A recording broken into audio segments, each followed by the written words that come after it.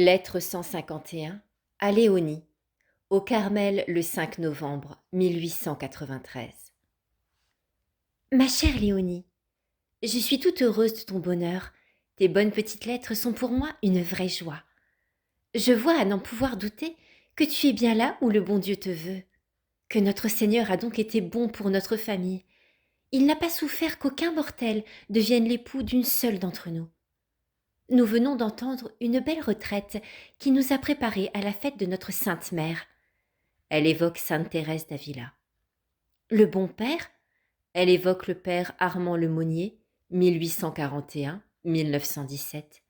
Missionnaire de la Délivrande, il prêche la retraite communautaire annuelle au Carmel de Lisieux en 1893, 1894 et 1895. Le bon père nous a parlé surtout de l'union avec Jésus et de la beauté de notre vocation. Il nous a montré tous les avantages de la vie religieuse, en particulier de la vie contemplative. Il nous a donné une comparaison qui m'a charmée.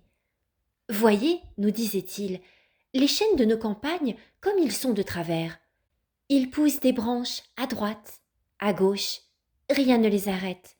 Aussi n'arrivent-ils jamais à une grande hauteur. Au contraire, regardez les chênes des forêts qui sont pressés de tous côtés. Ils ne voient le jour que d'en haut. Aussi leur tronc est-il dépourvu de toutes ces branches difformes qui lui retirent la sève nécessaire pour s'élever. Il ne voit que le ciel. Aussi toute sa force se tourne de ce côté, et bientôt il atteint une hauteur prodigieuse. Dans la vie religieuse, l'âme, comme le jeune chêne, se trouve pressée de tous côtés par sa règle. Tous ses mouvements sont gênés, contrariés par les arbres de la forêt.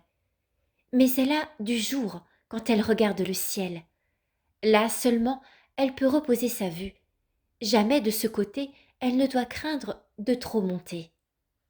Chère petite sœur, je crois te faire plaisir en te parlant de ces choses.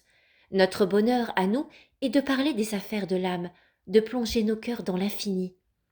Je te demande pardon de t'envoyer des lettres si mal écrites, mais vois-tu, petite sœur chérie, j'aime mieux laisser courir ma plume sous l'impression de mon cœur que de bien tourner mes phrases et de t'envoyer une page d'écriture.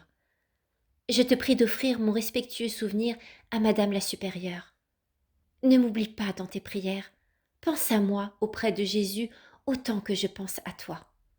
Je te quitte, ma chère Léonie, en te restant bien unie dans le cœur de notre divin époux, ton indigne petite sœur, Thérèse de l'Enfant Jésus de la Sainte Face.